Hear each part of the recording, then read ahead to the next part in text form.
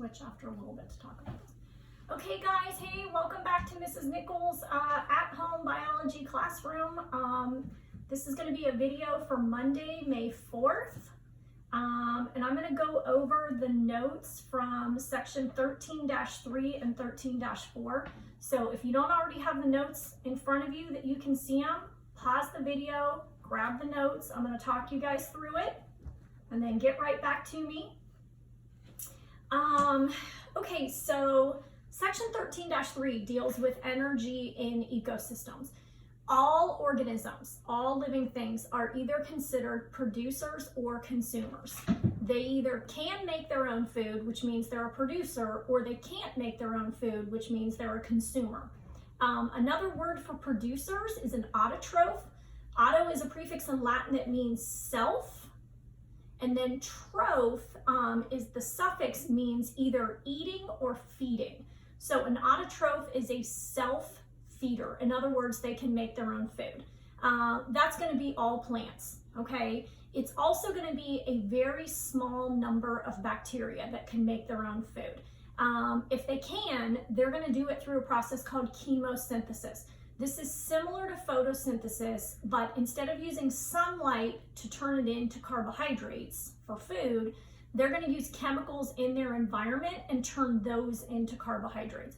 The only kind of bacteria that can do chemosynthesis are going to be that category of bacteria that live in pretty hostile environments, deep on the ocean floor along thermal vents. They're also going to live along thermal vents of either geysers or volcanoes. We talked a little bit about those in the well, I guess it was 2 chapters ago. So if it's not a producer, then it's considered a consumer. Consumers are also known as heterotrophs. Hetero is a prefix in Latin that means different. So the literal translation would be different feeding, but really what it means is they can't make their own food, so they're going to have to depend on other sources for nutrition. So there are different types of consumers. Some of these you guys know for sure. Herbivores, these are going to be consumers that only eat plants.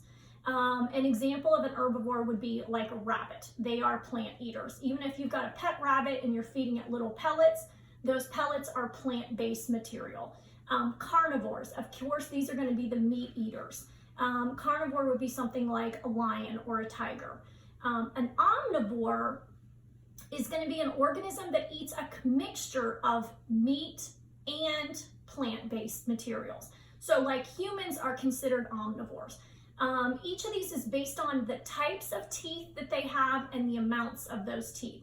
So even if somebody says they're a vegetarian and they don't eat any meat at all, they technically still are considered an omnivore. They have the ability to chew meat, they just choose not to eat it, okay? A detritivore, this is something you might not have heard of before, or a detritus feeder. These are going to be organisms, these are consumers that eat only dead plants or dead animals. Sometimes some people might call these scavengers. These are going to be things like hyenas, buzzards, vultures, those types of things. So they're kind of scavengers, and they tend to eat things that have already been killed, either by another organism or maybe of natural causes, but they're going to be kind of the scavengers. So they're going to be kind of the cleanup crew. Decomposers, these are going to be bacteria and fungi, and the way they get their nutrition is by breaking down organic matter, dead plants and animals, okay? So one of the big things they talk about in section 13-3 is something called trophic levels. And again, troph or trophic in Latin has to do with feeding or eating. To me, the easiest way to think of this is kind of like a multi-tiered wedding cake or a birthday cake that has multiple tiers to it. And so if you look at the notes, and I'm going to have you look at this, my little marker board here in a second, the way these trophic levels are set up is that the level at the bottom, the widest level, the reason it's the widest is because that's going to be, oh, sorry, kitty. Just a second, guys. Move, move, move. Hold on. Move, Jack. That bottom level is going to be the widest because it contains the most energy. It also contains the most organisms. Producers are going to be at the very bottom. Sorry, this is my cat Jack, everybody. Producers are going to be at the very bottom. They contain the most energy. Those, of course, are going to be the plants. Go one level up from that, and that's going to be the primary consumers. It's a little bit narrower of a level because it contains less energy. Primary consumers are going to be herbivores. Herbivores would be something like a rabbit. They're going to eat the plants. Okay, Jack, come on. And then go one level up from that. It's going to get a little bit smaller again. Those are going to be the secondary consumers. Those are going to be carnivores or omnivores. Okay, so I'm a person, I'm considered a secondary consumer. If I eat a hamburger, which came from a cow, I'm acting as a secondary consumer. The cow would count as a primary consumer because they're herbivores. At the top, which is going to be the smallest level, those are called the tertiary consumers. Tertiary in Latin means third, so it's kind of like first, second, third. Tertiary consumers, these are ones that are going to be at the top of the food chain. These are typically considered apex predators. These are going to be typically large carnivores. In some cases, they could also be omnivores at this level, okay? That level's the smallest because it has the least amount of energy, but it also has the least amount of organisms at that top level. And so kind of if you go top to bottom, that's basically showing you what eats what as you go top down to bottom. So the way this works is if you kind of think of it also like a pyramid, the bottom level of the pyramid, which is the widest, the reason it's the widest is because that has the most energy.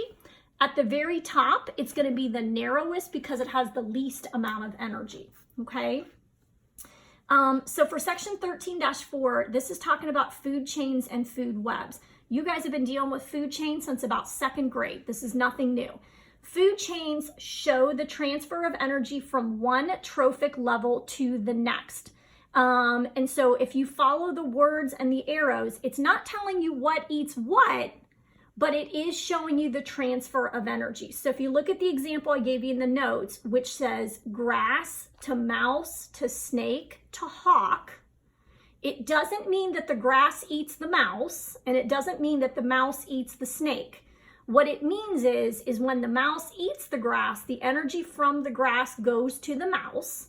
When the snake eats the mouse, the energy from the mouse goes into the snake's body.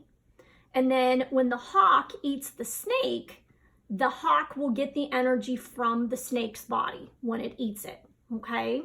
A food web is going to be more complex. It's going to show kind of the inner relationships of various different food chains that are all interconnected. In most ecosystems, most organisms don't just eat a single thing. They're going to eat a variety of different things. Like if you're a hawk, yes, you're probably going to eat snakes when you can find them, but you might also eat a rabbit if you can find it instead. You might eat even some other birds that are smaller than you. So you would probably eat a variety of things. And so that would show a variety of a bunch of different interconnected food chains that are all linked together. Hope this is helping. If you guys have any questions, just like always, please feel free to email me and I'll be happy to answer your questions. Miss you guys. I hope you're doing okay. Talk to you later. Bye-bye.